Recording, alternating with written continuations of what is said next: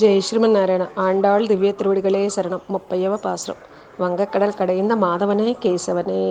ఆ మందరగిరి పర్వతాన్ని ఆ పాల సముద్రంలో ఉంచి వాసుకుని తాడుగా చుట్టి ఆ దేవతలు అసురులు చిలుకుతూ ఉంటే వాళ్ళల్లో బలం తానే అయ్యాడు. మందరగిరి పర్వతం మునిగిపోకుండా కూర్మావతారం తానే అయ్యాడు ఆ స్వామి.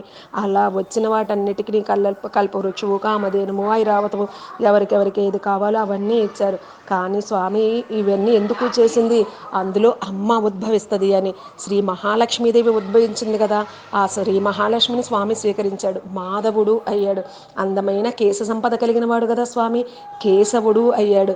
అలాంటి స్వామిని అమ్మ ఇవాటి రోజున చేరుకుంది. స్వామితో తిరుగు కళ్యాణం జరిగింది. అమ్మ ఎక్కడి నుంచి వచ్చింది? ఆ శ్రీవిల్లిపుత్తూరులో ఆ విష్ణు చిత్తుల వారు తోటలో ఆ తులసి వనంలో అమ్మ ఉద్భవించింది కదా మన గోదమ్మ. అలా ఉద్భవించి ఈ 30 రోజులు ధనుర్మాస వ్రతాన్ని చేసి స్వామిని పొందింది మన అమ్మ. అలా స్వామి వారిని చేరుకున్న రోజు భోగి రోజు అంటారు. స్వామిని భోగరంగడు అని కూడా పిలుస్తారు కదా. అలా ఆ స్వామిని చేరి తిరుకల్యాణం జరిగింది ఇవాల్టి రోజున మన అమ్మకి. ఎక్కడ? ఆ శ్రీరంగంలో. ఆ శ్రీరంగం నుంచి ఆ రంగనాథుడు శ్రీవిల్లిపుత్తూరికి పల్లకి పంపించి అమ్మవారిని తీసుకొని వచ్చేటట్టుగా చేస్తారు. ఆ వల్లభరాజులు అందరూ వచ్చారు. వారందరూ కూడా అనేకమైన కానుకలు తెచ్చారు. ఎలా పెళ్లి తంతు చేయాలో అలా పూర్తి చేశారు. మంగళసూత్రం